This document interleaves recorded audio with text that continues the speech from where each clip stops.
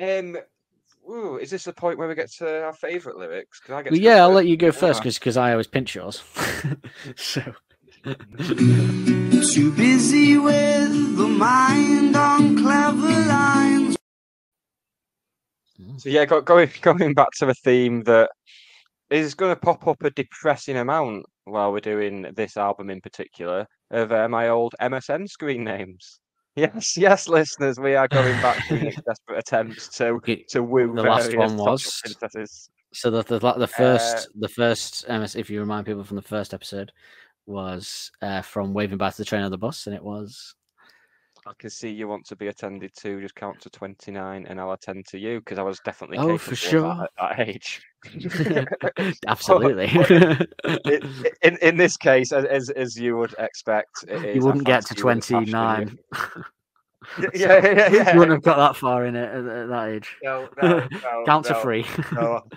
I think 2.9 would have been a push.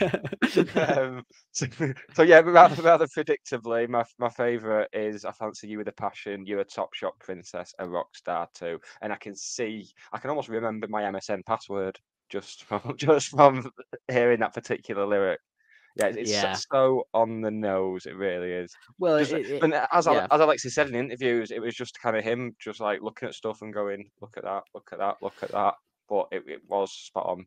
But he's being modest because people can do that. Look at that. Look at that. It's like you could take someone like Peter Kay that does that, for example, and then you could take another comedian that. So every comedian kind of does that. If you take sort of a I don't know, a darker comedian, something like a Jim Jeffries or someone like that, they're doing that same thing of looking at something, but they're not just saying it and not just relaying something that isn't like that spectacular, but they're taking it and they're twisting it and making it into something more like about the human condition or something. And Alex is doing something here where he could just say he could have said something really basic about that girl that you see then, like we described her as like, with emo-y makeup and stuff like that, and we still would have known it. But the Top Shop Princess or Rockstar 2 is just, you just don't come up with that unless you've got an amazing brain for poetry and lyrics. Yeah, and we all know that girl, as we said before. And like I said before, I just think this album is a historical document, and this is one of those historical document moments.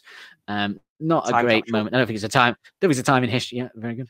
I don't think it's a time in history that many people will be getting the history books open to about in about 100 years. Like, 2004, 2006. What was going on then? But nevertheless, this would be where you go. We're doing it now. Yeah, we're a historical document now. Yeah, I've been called worse. Ever so funny, because I don't think you're special. I don't think you're cool. You're just probably all right. But under these lights, you look beautiful. Which is actually the lines that replace the spending all your money on trendy haircuts that you read were cool. So, well, it's ever so funny because I don't think you're special. I don't think you're cool. That's such a great line. And then just to rhyme and just the way that beautifully rhymes with and as a structured sentence, you're just probably all right. But under these lights, you look beautiful. Again, I've said it before. If somebody went to a poetry evening and read that, and it was kind of, beat poetry or something, and you're just probably all right. But under these lights, you look beautiful.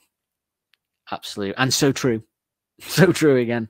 Like that was just like the girl, like if the lights come up, they probably are just all right. But again, under these lights, you look beautiful. And also a kind of masked way of saying beer goggles. I think it's a way of saying beer goggles, but he's using the lights rather than the obvious way of talking about the booze.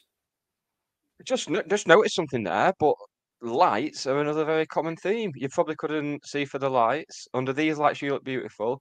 Leave before the lights come on. Lights are a big part of your youth, Nick. I mean, they're a big part of every part of your life. So in my head, that was a really profound statement until I realized that lights are just generally part of your life. But yeah, if you're writing an album about like going out in the evening, the lights are there, aren't they?